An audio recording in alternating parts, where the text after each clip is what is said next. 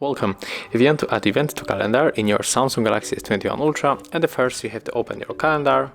Next you have to pick the day and the month when you want to get your event, and I will go for July, 1st of July, and then we have to tap on the switcher. We can name our event. Then we can set other things, like we can add the location on the map, we can set the repeat, we can add the notes, we can invite someone, and of course we can change the time zone. So as you can see, we can customize here a lot of things. We can also change the color of this event, and if you set up everything, you have to tap on the save, and as you can see, here we got our event on the 1st of July. Thank you guys for watching. Leave thumbs ups, comments, and subscribe to our channel. See ya!